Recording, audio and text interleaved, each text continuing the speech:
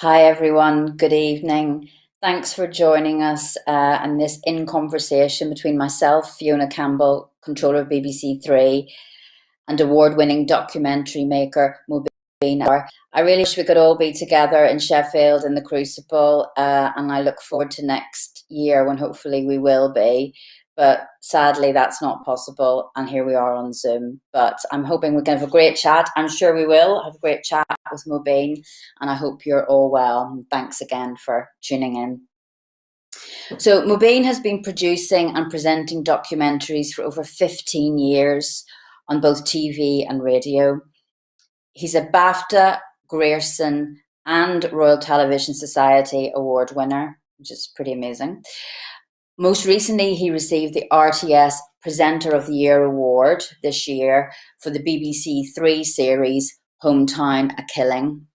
He makes access-based documentaries on TV and radio, and his specialist areas include extremism, counter-extremism, drugs, addiction, sex work, Pakistan, and Prince. So very, very broad. In 2019, Mobeen fronted 12 hours of output across BBC Two and BBC Three, including A Black and White Killing, The Case That Shook America, The Satanic Verses 30 Years On, Plastic Surgery Undressed for BBC Three, The Best Pakistani Transgender Retirement Home, and Hometown: A Killing. During this session, we'll have plenty of time to talk through his career, how he got to where he is today, which is always really interesting to hear about, and we'll play some clips of his work as well to refer to. But it'd be really great if you could send in questions as we go. I think that keeps it much more lively and helps the flow and gives us all a bit of a laugh as well, rather than leaving everything to the end. But we'll leave a bit of time at the end as well. But before Mobeen joins us, I also just wanted to share with you what BBC Three has been up to in the past year. I joined as controller nearly 2 years ago, time flies. As you are aware, BBC Three focuses on that younger audience. We're specifically interested in the 25 and under interests, and we cross all genres. But here's a bit of a reel to show you what's been going on. Thanks. Let's do it! I'm a big deal. Google me, Google me, Google me, Google me. This generation, we said, you're not about to play with us no more. Now that we need to talk about. Are you ready? Everything's gonna be alright, trust me. Oh, I'm fired! What do I do next? Maybe you're telepathic. Google me, Google me, Google me. Hello, Governor.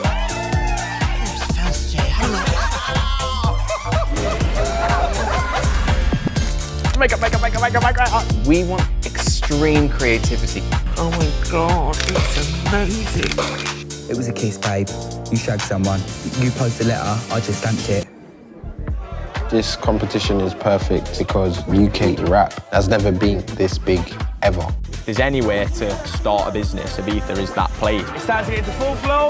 This is when I come alive. I sold a picture of my feet for 50 quid. Sure! Maisie, are you ready? I know who you are. The next time I see ya, I'm gonna turn your backside. The team has to come first, so we have to get our arms on each other. Hair is everything in this city. No salon in the world looks like my salon. They haven't got this creative brain. It'd be awkward in school if something happened with us. I would lie down here, and you could do anything you wanted to me. Do you enjoy making me feel uncomfortable? You're on. Welcome to the show. You're gonna love it. All changes from here, Billy. Welcome to this witch's place. That line of people is where racial tolerance ends. This really feels like the hand of history is on us here. I'll never understand why my dad did what he did. Part of his sentence was for crimes against me. Don't do that. It's difficult to watch someone that poorly. There are real tears and he's really sobbing. This guy is fully breaking my heart. I can't believe I'm doing this first time with you. Oh my god, I'm starving. You're allowed to have water. No, nothing. I stitched up and she said my stitching was really good, so well, thank you. You look like a very fine pair of young men. Quick spot check. Naggins check, fags check, hapless and condoms check. Check. Connor. Check. Barista wanted. Right. I'm Idris Elba. I'm an actor, writer, director, DJ, influencer, producer. So I'm pretty sure I can make little frothy coffees, all right? Now, fuck off. This is really not necessary. Just because I eat toast doesn't mean I need to know how a toaster works. Now that's the sort of arrogance that'll get you killed on the motorway, mate. This turned out to be one of the best days of my life. Yeah. Quit fingering my goods, or I'll be fingering you to the police. Why don't you go and finger yourself? Can you just arrest her, please? I can mace her. That would be lovely. Please, please, God. Please don't give me an erection. Michael Campbell? Shite. You're watching the BBC. There's some sick stuff in your head. Yes? But I like it. I'm the greatest in the world! I'm the greatest in the world! I said it with my chest and I don't care who I offend. How? Hello, Mobeen. How are you? Hey, Fiona. Yeah, I'm really good, thank you. I'm not in my usual surroundings. I'm not in East London. Where are you? I'm in Portsmouth, actually, which is very cold. And I've been on location, so I've been filming today. And so the director that I'm working with, we've borrowed his friend's yoga studio. So I'm coming to you live from a yoga studio right now. Is there any yoga going on in there at the moment? Any lycra around you? No. There's no lycra. There's a therapy bed right next to me, which looks like it hasn't been used for a while. And it's pretty much deserted. So it's all good. It's a glamorous world we work in. We don't want to bang on about COVID too much, but it'd just be probably interesting for people to hear how you've been working or trying to get work going during this period, and what it's like for you now, because hopefully we're all in restrictions now, but hopefully things are going to start gearing up. Our plans are going to gear up now. So how's it been? So in all honesty, and I think I probably speak for a lot of my colleagues and my friends, it has been difficult. Of course it has. I don't think it's been easy for anyone. There's been a lot of adapting. I had a couple of projects actually that I was kind of in the middle of filming and that were put on hold, which is always a bit disappointing. But I really think there's been a period of kind of shifting and refocusing on ideas. And I started filming again a couple of months ago, which has been lovely and brilliant. A bit different, of course, but I've been okay. And I'm really glad that we're going again. And I'm really optimistic about the coming months and the coming year. I really am. Especially now we might have a vaccine. There's that as well. I know. Great. That was a great notification moment when that all came through on Zoom, saying a notification about a vaccine. I think we were all cheering. But if we take you back to the start, just talk us through, where did it all begin for you in terms of thinking, I might do a bit of journalism, a bit of television? How did it all begin? Yeah, so Fiona, I was at uni, I did a law degree, and I think I knew pretty much by the first semester that I didn't want to be a lawyer, and it just seemed like a good thing to do. And then I think I was quite an idealist, so I was involved in kind of lots of student politics and all that kind of thing. And I make no apology for it, but I was kind of very bright-eyed and bushy-tailed, and I started thinking I really want to have an effect, and I want to change the world, and all that kind of quite green stuff. Do you know what I mean? And I think through uni, I started working on a bunch of local papers, and I started thinking a good way to actually change the world, if I'm going to do that, is through the press and through journalism. And so that was really the start of it. And then I did a journalism master's. So it's the BCTJ course, which is like a really good course. I can't recommend it highly enough. That was up at Leeds Uni.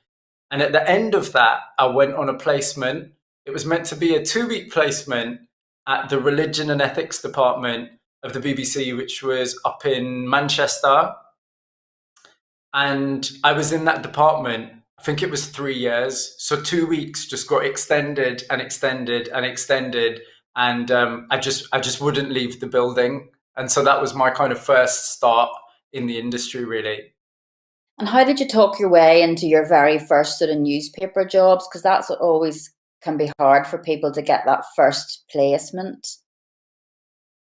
Yeah, it completely can. It's a really difficult thing to do. And I remember it was a very small local paper, and they just had a meeting with them, and they said they wanted to see some examples of my writing. And at the time, I think, I was 18, it was my first year at uni. So I didn't really have that many examples of my writing. So I remember writing 2 articles as if in my mind they were going to be published somewhere. And then I submitted those as the example. And then they just gave me a tryout, and it worked. So so I was very lucky, and I was really pleased. And I did a lot of what I would call kind of very grassroots journalism. So I'm talking about a lot of door knocking, a lot of chasing people for little chats. And essentially it was a little Yorkshire paper, small circulation, but it really gave me a good grounding in the basics of winning people over, chatting to people, getting them to talk to you, all that stuff that I think I really do even use today. Totally. Those jobs where you've just got to get people to give you some time are really, really key, no matter where it is. And you worked in production, on the production side, for a long time before you came in front of the camera. What was it like? Did you have it fixed in your mind? Oh, I want to be on camera, I want to be off camera. Why were you in production for such a long time? Yeah, so I didn't have it fixed in my mind. And I think, if I can be bold, I might sound like someone's granddad here, but I think a lot of people coming into the industry, and a lot of younger people perhaps might have a view that when you're on the screen, that's when you've made it. And I don't think that's true. I think I did the very traditional production route, which is being a runner, then being a researcher, assistant producer, producer director, series producer, that route. And I loved it. I really loved it. And I didn't ever think at that point that my end point is I want to be on screen. I think at that point I was just completely content with making films, with contributing in that way. And I have to say, it taught me so much. There was just this point though where there became this kind of crossover, particularly as I started working in radio and bits of TV, where people around me and people who I'd describe as mentors would say, with this particular piece, it feels like it might be something that's authored. So do you want to try doing, the reporting part as well? Or do you want to put your voice on this radio documentary? And so I started flirting with it a bit. And then I just really, really enjoyed it. But I was in production for a long time, and I really, really loved it. And it gave me a very, very solid grounding for everything that I've done since. And you're unusual. Well, back then you would have been unusual for doing TV and radio. It's interesting now how with the rise of podcasts, everybody's trying to do everything. But what would you describe as the differences between the two when you're more at the beginnings of your career? Yeah, Fiona, it's really interesting you say that, because I remember for a long time having conversations with people in production who'd say, you've got a really interesting CV, but are you quite indecisive? Have you not really made up your mind about what you want to do? And I think a lot of that was because I was fleeting between current affairs radio, current affairs TV, religion and ethics, a whole bunch of different stuff in different forms.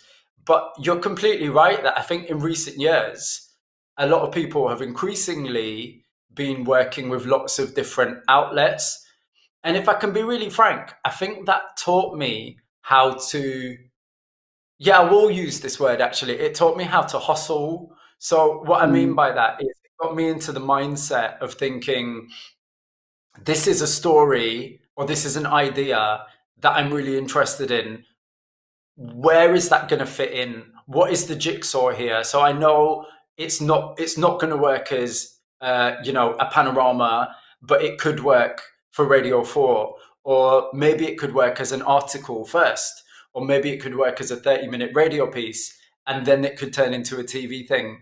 And so there was a long process and many years where I was kind of learning that skill and hustling And I even remember, Fiona, in the, you know, in the good old days when you were in current affairs, I remember coming to you for lots of advice and saying, you know, is this a bit weird that I'm doing 10 different things? And I remember you being hugely supportive and saying, well, if it's working for you, then it's not weird, is it?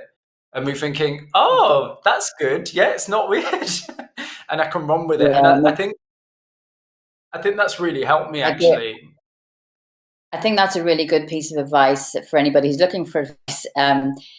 Doing lots of different stuff is not weird, or lots of strange topics is not weird. It just means you can kind of turn your head to anything and you will have a broad experience to build on. So, you know, I've made films about washing machines and then I've gone to Iraq. You know, that's all good in my view anyway. But we're going to show a clip of the Webcam Boys, which was on BBC Three in 2015. And I remember actually you and I met and talked about your career then, and you were thinking about leaving the BBC then and going freelance. And I remember it's just interesting because it's 5 years ago, and I remember encouraging you to sort of say, yeah, just get out there and give it a go. But why don't you talk people through? Because I think it was an interesting point in your career to make a decision to go in a certain direction. And that film, I think, definitely put you in a certain direction. It felt like that to me before we watched the clip. I think that's absolutely right. So just for a bit of context, I would say back then, you know, I'd worked in Manchester, worked in Birmingham. I'd been on attachment at the BBC in London for a long time. And I had job, and a lot of people around me would say the staff job is like the golden ticket. And so there was part of me that thought, I need to hold on to this. And I distinctly remember, Fiona, coming to see you and saying, is it going to be good for me if I actually leave and maybe work in the indie sector, maybe just focus on the kind of stories that I really like and just see how far I can push that. And once again, you know, you absolutely said there's a big wide world out there. So do what is actually going to make you tick and make you happy getting out of bed in the morning. And that's what I did. And so Webcam Boys was one of those projects where I just left the BBC and I came back with this kind of PD role. And I just felt, I honestly would say this to anyone looking for any advice, and I know we're in a really kind of sketchy situation at the moment, but if you can make that leap, and it is definitely scary, I have not regretted it once. I absolutely haven't. I think it's given me so much creative control, and it's allowed me to just constantly be thinking about ideas, and it's nurtured this mindset in which I think that ultimately my ideas are going to be my currency. And so it always makes me think about the next thing and the next thing.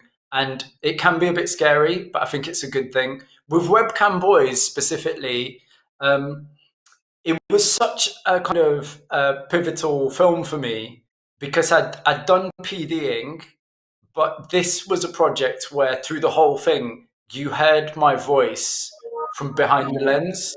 And so there was this kind of weird crossover. I'd describe it as a transitional film, actually, because it felt very authored. And you heard my voice, you heard me asking questions. I ended up doing the comm for it. And a lot of it was that kind of access work. And I felt really supported when I was making it. And I loved making it. I think we might have a clip. Yeah. So really 5 years ago, and like pretty ahead of its time, if you think about the rise of OnlyFans and you know, Pornhub and all that since then. But where did you get that idea, and where did you get that original access from? Because I remember at the time thinking, oh, this is really unusual that these guys are opening up to you. Yeah, it was completely fascinating. And I think a lot of these guys, although they were reluctant to some extent, they were, as you say, it was a precursor to OnlyFans. So a lot of these guys were seeing themselves as the product. So there was a few different layers to the access. So firstly, saying to them, as well as just performing, I want to be in your life. So I want to understand your relationship with your families. I want to understand how your girlfriends, or, with one of them, it was like the mother of their children. What do they think? And so there was that level of access. But then, as you just saw there was access to actual family members. Now, Joseph's mom that you just saw, I would say, was the most lovely and brutally honest contributor that I had in the whole film. And for her to talk about why she was so supportive of her son, I think was really heartfelt and honest. And it just gave a real depth to the film. So it wasn't just silly and salacious. It actually had a point to it. And it was like 5 years ago, so there's a lot of duty of care on a long-term basis to these contributors. What did you, and that landscape has evolved a lot in the past 5 years. What do you think you learnt on that side of it yourself, but through doing that film? Well, with pretty much all of those contributors, there was a really long period in terms of initially reaching out to them and having those conversations and then starting filming. And so, there's always this thing, and I think anyone that works in the industry can relate to this, that there's the talk of persuasion. And of course, you want to get people involved and you want to tell them why this is a good thing to do. But then on the reverse of that, there's what I call the talk of death. That might sound quite extreme, but the talk of death is essentially saying, once they've bought into it, saying to them, look, I want to explain to you that this is probably going to be out there online forever. Your friends are going to watch it. People are going to make clips. They're going to be sent to each other on WhatsApp or whatever. And so I want you to be completely aware of what you're getting yourself into.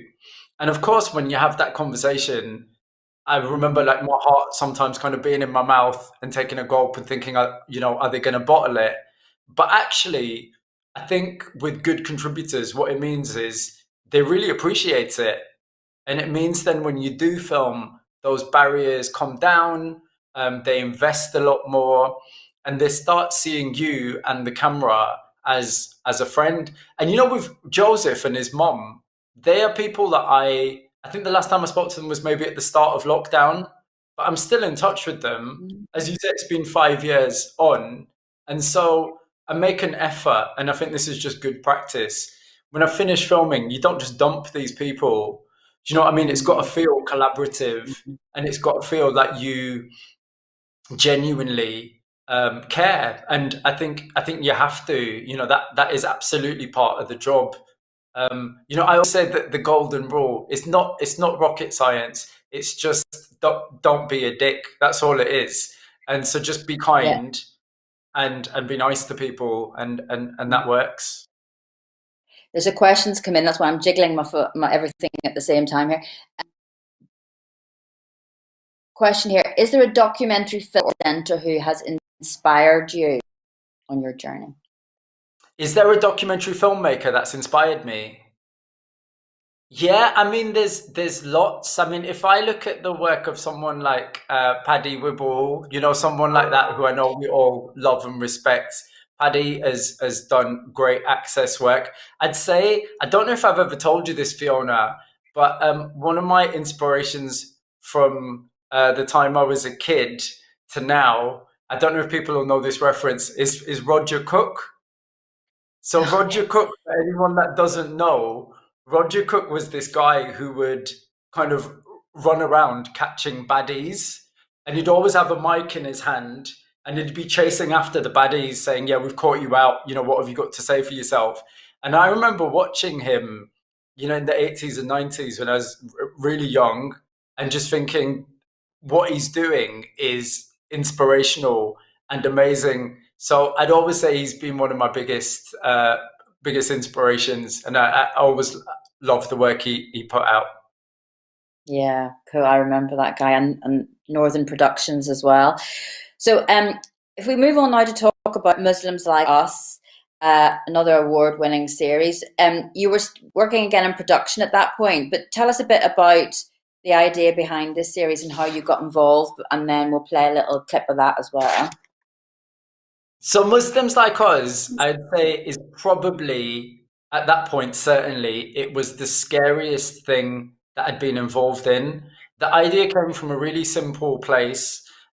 There's a colleague of mine who I would absolutely count as a friend called Fatima Saleria, who at the time was the Commissioner for Religion.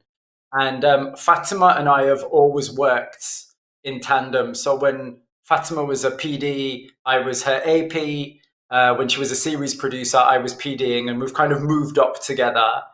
And so at this point, she was commissioning. And I remember distinctly over lunch one day, she said, and Fatima has a particular way of using words. And she said, "Oh man, I just want a program about Muslims, but I just want it not to be shit." That's what she said. She said, can we do something where it's not worthy, and where, maybe we use kind of format points. Can you just think of something? And so that was really the start of Muslims Like Us. And after that, I went and did a development with Love Productions. And after that, fairly soon, a couple of months later, it was commissioned. Now, I have to say, this is kind of 2016 going into 2017.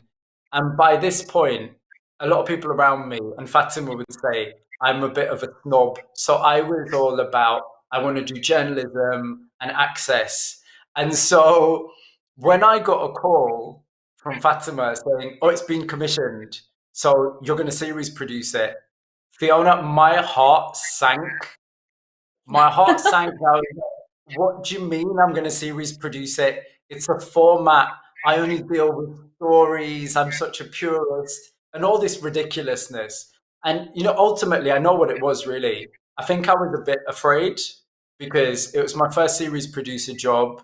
It would mean I would be leading a team, and I was terrified. And so I remember Fatima saying to me, "Mobeen, I'm not going to try persuade you. All you need to know is this is going to be the making of you. And if you don't do it, you're going to regret it forever." And then she hung up. She hung up the phone. She hung up the phone and just said, "Yeah, I'm not even going to bother. Just get back in touch with me when you're ready to talk." I took about 3 days to think about it. And then I went back and I reluctantly said, "Okay, fine, I'll do it." And I think it worked out okay. Should we play the clip? So that series at the time had a very big impact and went on to win, was a Bafta. So what do you think, how did that help you along your journey? Because that was, as I said, was a very noisy series at the time. How did that help? Was that your big break, or was it just another step in the path? I think when you put it like that, actually it was a big break, because I think what happened is I really felt then I had a lot of people's attention, and a lot of people in the industry, I had their attention and their backing. And I remember having conversations with colleagues who said to me, you should really think about what you want to do next. And the thing is, Fiona, I don't know if this is just everyone in the industry, or maybe it's part of, I'm the son of immigrants, so maybe it's part of kind of, immigrant mentality. But I think I've always had this thing in the back of my mind that my next job, you don't know what's going to come after that. And so I've always been on this kind of treadmill of thinking, I've been really lucky, but I might not be lucky in 6 months, or I might not be lucky in 12 months. And I think this was the first time, particularly since I'd gone freelance, a couple of years earlier, it was the first time that, because I had everyone's attention, I just thought, okay, I really want to think about my next move. I really want to consider and not just say yes to the next job because it's there and because I'm worried about paying my mortgage and all those practical things that we all have to deal with. And so it was in many ways a big break, and it really gave me the time and the space to think about what I wanted to do next. And so I was really grateful for that. It was a brilliant year, and it did really well for the channel. Yeah, I remember the night at the Baftas. It was great to see you give your speech and then see it on telly. It's great. But the next clips we're going to show is when you come from behind the camera to in front of the camera. Was that part of this thinking about, right, what am I going to do next? What do I really want to do? How did that switch or that step happen? It was, Fiona. I think by that point I'd been dabbling with on-screen stuff. So I'd only done, I think the kind of most significant chunk that I'd done was a half hour, which was a panorama. So I'd done that. I'd done a lot of strands like Crossing Continents, An Assignment, which were Radio 4 and Well Service. So you could hear my voice on the radio. I'd done bits of on-screen stuff. I'd done lots of stuff for BBC Stories, which was, I think, just a brilliant strand. But I hadn't really made that leap. And then this opportunity came up to tell a story. And the Satanic Verses story was a story that was hugely personal because, I was very young when the original book came out, and it had an impact. And so this was a way to tell a story that was authored and kind of authentic. And I really wanted to do that. And I think the point about considering what I wanted to do next, at this stage, I just wanted to see how far I could take it, really. I thought if I can do if I can do an hour and front an hour, and I feel that it's something that I really enjoy, and it's another kind of thing that I can add to the jobs that I've done, then I'll be really happy. So at this stage, I didn't know if it was going to be the next 6 months of my career or the next 10 years, but I just thought I'll give it a try. So shall we watch a clip of this then? This was on BBC Two. So that was like really charged, unpredictable scenes to be filming, and very intense subject. So how did you prepare for that, or could you have prepared for how that all was going to unfold and for the reaction to the film? I think for what you just saw and what happened, I think it's very difficult to adequately prepare for something like that because it was just so wild and unexpected. And, we knew what was happening whilst it was happening. We had no notice of anything like that. Of course, beforehand, as a crew, and I worked with such a lovely and skilled team on that. We'd had conversations around people getting upset and that kind of thing, but we did not for a second think that someone was actually gonna, it was criminal damage, steal a book and rip it up and set fire to it. It's funny, Fiona, because that's the first time I've seen that since it went out. And I just noticed my first reaction and my first words are, "Can I have my book back, please?" That's the first thing I said, which is quite funny when you think about it. But yeah, in terms of preparing for that scene, there wasn't anything specific we could have done. In terms of preparing for the reaction more broadly, absolutely. I knew that this was a controversial subject. I knew it was the kind of subject that was going to ruffle a few feathers, let's put it that way. And I think I was completely prepared for that. And I think in a lot of the stuff that I do, I don't shy away from stuff that might be controversial or might be polarizing and that people are going to have opinions of. And I'm completely happy being in that role. I really am. And we obviously are having ongoing conversations about representation and portrayal, over years. How do you feel about that yourself as well? Do you think we're getting, the conversations are getting better, opportunities are getting better? Do you think it's the same level it always has been? Just be good to hear your thoughts on that. Sure, Fiona, I think this is such a huge and important question right now. And I might be going against the grain, but in my view, we are in a better place. That's not to say things are fixed, but certainly in my time in the industry, I think I have seen a gradual change. And I think things are shifting. And I think often when we talk about representation, we do it in very segmented ways. So we'll talk about race, or we'll talk about gender, or we'll talk about more LGBTQ people behind camera, on screen, whatever it might be. And I think what we need to do is take a much more joint up approach. And I think, there's often conversations around the backgrounds of a lot of people in the industry. And I think we need to come up to speed with that, really. So I think there is still, to this day, a class divide in the industry. And often it's, people who know people will get ahead. And I can speak from that perspective because, yes, I'm a man. Yes, I'm a Muslim. Yes, I also happen to be gay. Yes, I've also got brown skin. And yes, I also absolutely am from a very working class and very hardworking family. And so I've seen how it can feel when you come into the industry and you feel that you don't necessarily fit. But in answer to your question, I think the direction of traffic is actually good. And of course, this year in particular, we've seen an outpouring of stories being shared, and an outpouring of activism, and an outpouring of really important conversations. And all that stuff is good. But I think there's a little caveat which I'd add, which is I don't want to get to a place, and sometimes I feel this is just my opinion, it's just my perspective. Sometimes I feel the sharing of stories of kind of how bad things are, sometimes it feels like a competition to see who can say they've had the worst experience.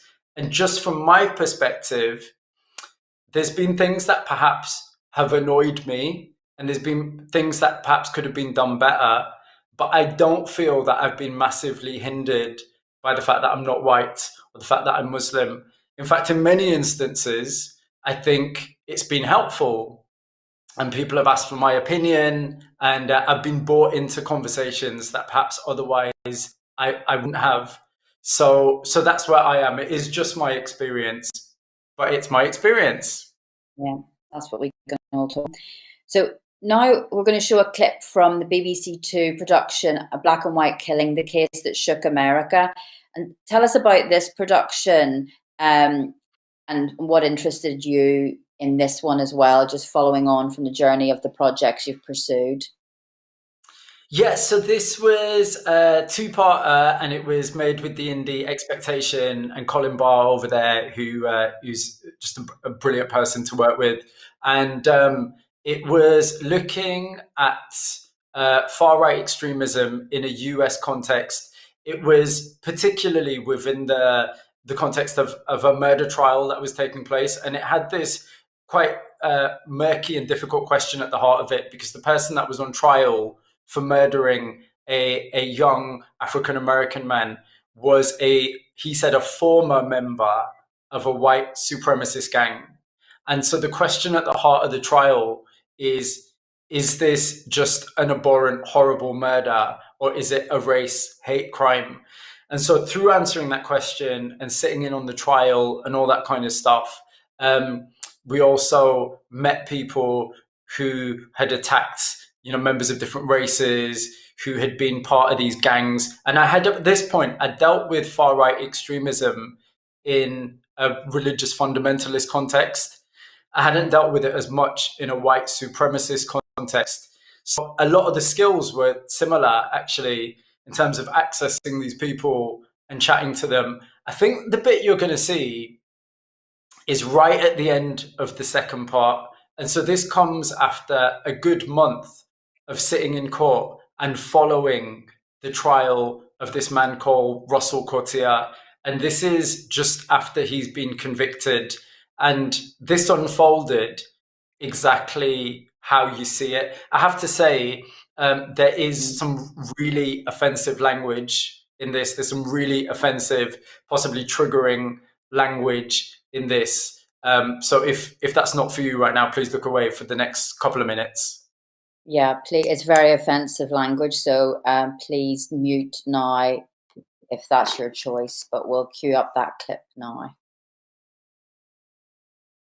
So, yeah, so we said at the top, and as these past couple of clips reflect, you do go into the areas of extremism, counter-extremism, drugs, addiction. They're very specific areas. What what attracts you to telling those kind of stories? Because obviously these projects take months and months and months of commitment, very deep commitment. They do, Fiona. I think a lot of these areas are linked because ultimately it's hard to reach access. And I think maybe there's a bit of me that's a bit kind of, I don't know, maybe I'm a sadomasochist or something, but there's a bit of me that likes the challenge and likes the idea of being told you're never going to get that person to speak to you. It's like a red rag to a bull. It really is. In that clip, what you saw was someone speaking to me inside prison who hadn't spoken in court and who'd been completely silent. So the fact that they called me from inside prison was a really big deal. And enjoy, oddly, I do enjoy the process of chasing people and persuading people that there is some value in them sharing their perspective. I mean, with Black and White Killing, there's an argument, of course, that this is an American story and it's about white supremacy in a particular context. So what has that got to do with me, or what qualifies me? And I would say ultimately it's really about the theme, because the manifestation of who Muslim is, the way it comes out is white supremacy. But ultimately, who is he? He's very similar to the people that I've met, whether they be in prison cells in Pakistan or in the UK or convicted terrorists in the UK. He is on the periphery of society and he has particular views that are so skewed and so abhorrent to so many of us that getting into that and understanding how that happens is really valuable. There's this, we often say it, that people who do abhorrent things aren't always abhorrent to the core. They're just not. There's always shades of grey. There's always a journey that people have been on. And if this sounds worthy, it sounds worthy. But I think understanding that stuff is actually important. And I think it's a way to stop these things happening again and again and again. I think it's really important, actually.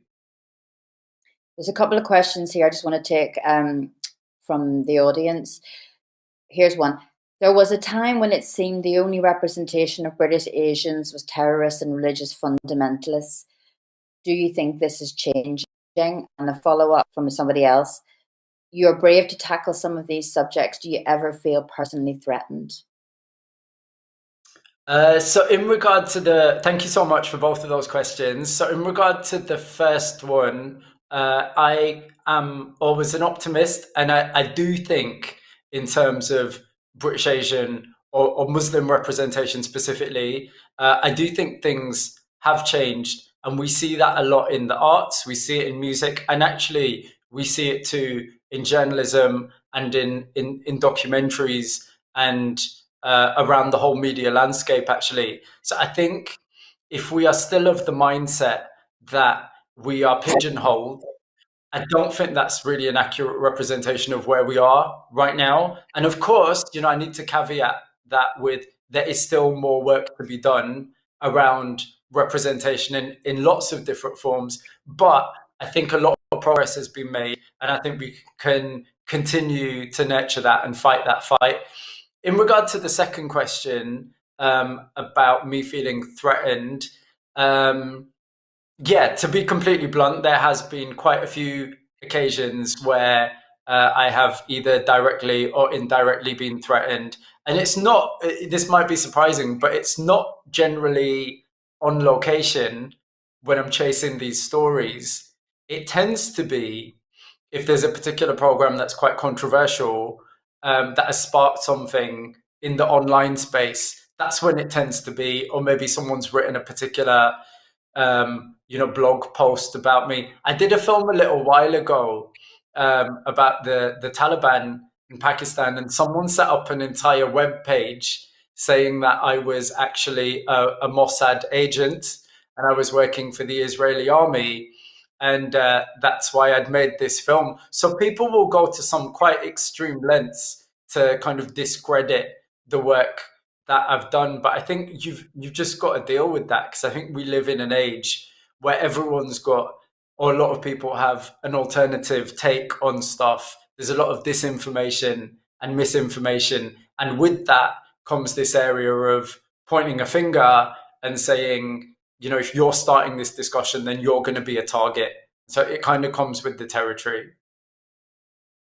Yes, over many years of work as well. So the final clip we want to play is from the Hometown series, very successful for BBC Three on iPlayer and on the accompanying content on BBC News Online. Tell us a bit about this series and again the motivation behind telling this story before, and then you can cue up the clip for that one. So Fiona Hometown was an absolute passion project, and it was made with such a brilliant and talented team.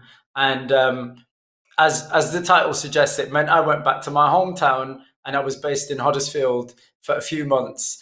And it started off as me chasing the story of a young man who had lost his life as the result of a police shooting.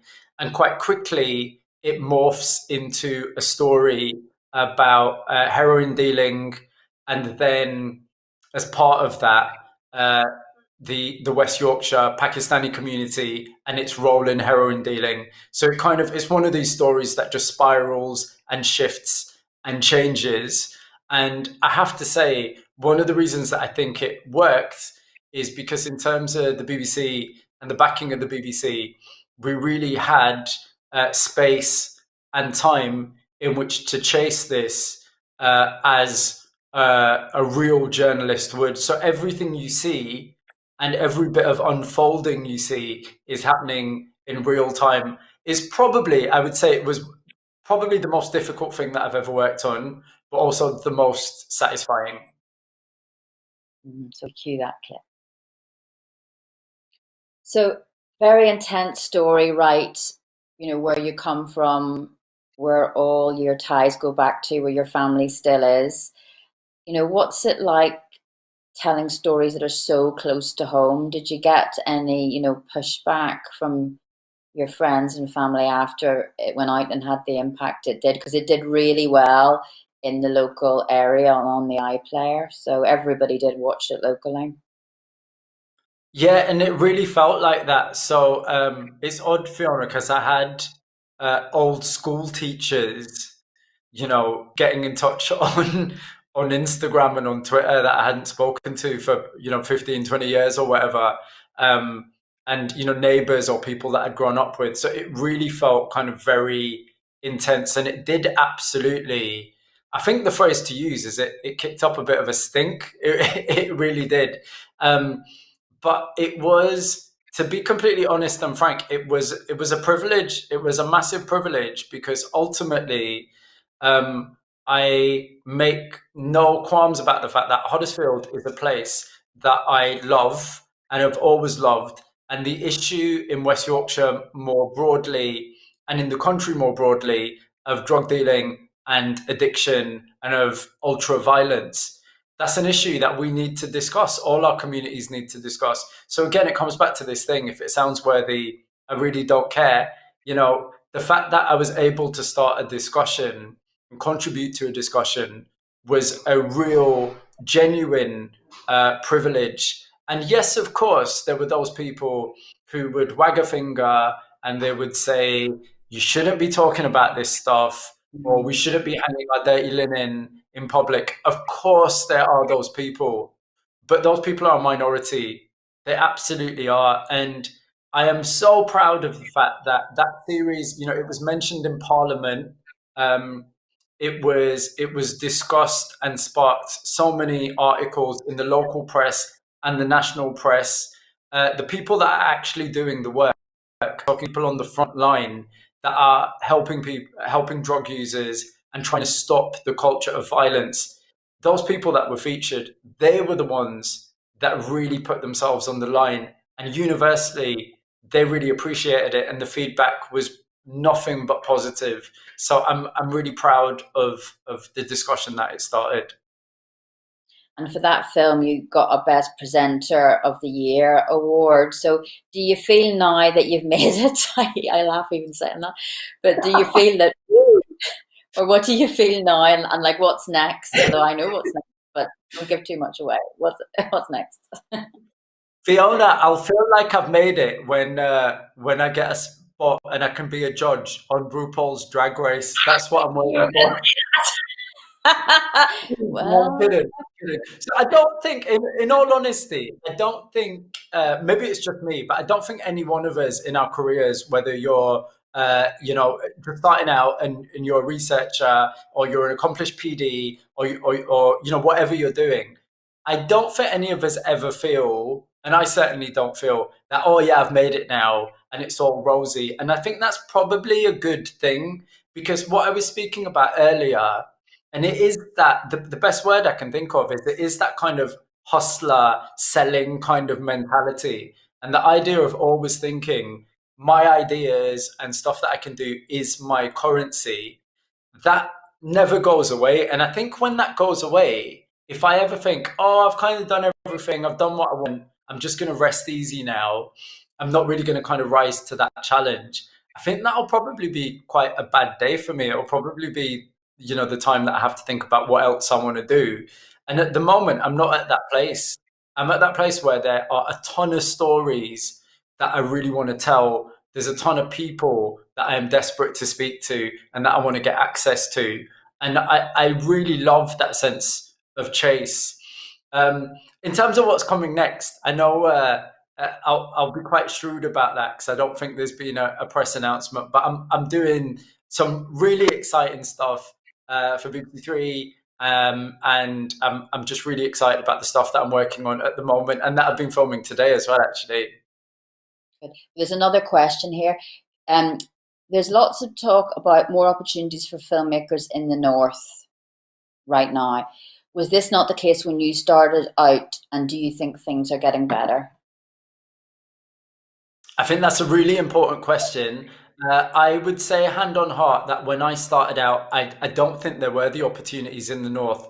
I think I mentioned that my first jobs were in religion and ethics, and then current affairs up in Manchester. So the first 4 years of my career were there. And I think if you wanted to work in real kind of, documentary, not just stuff that has documentary sensibilities, but real documentary and access-based documentary, then I think at that time you probably did have to move and look southward. I really think, from a lot of the conversations with my peers and a lot of conversations in the industry, I think that is changing, but I think there's a ton of work still to be done to kind of decentralize the industry. Of course there is. There's a lot of work still to be done. Yeah, I'm sitting in Belfast tonight. That's where I live now, everybody. So we've come to the end of time. Thank you to the Sheffield Documentary Festival. Thank you to everybody who's hung on and listened to us. Thank you to Mobeen for your time and being so open and honest. If we've inspired or built the resilience of one person on this, we'll have done a good job. But thank you, Mobeen. Keep going. Everybody watch iPlayer, BBC iPlayer. I recommend Hometown. Look for it on the search. Thank you very much. Do you want to say bye-bye, Mobeen? I do. Just very briefly, all I want to say is I know this year has been really, really difficult, and I don't want anyone to think it's been easy for me, because it hasn't. And I just want to really express a bit of solidarity and a bit of love and a bit of care for everyone, because none of this has been easy. But I really think we will get through it, and we'll get through it together. And thank you so much for listening. Next year will be better. See you at the Documentary Festival in Sheffield next year. Thanks very much, everybody. Good night.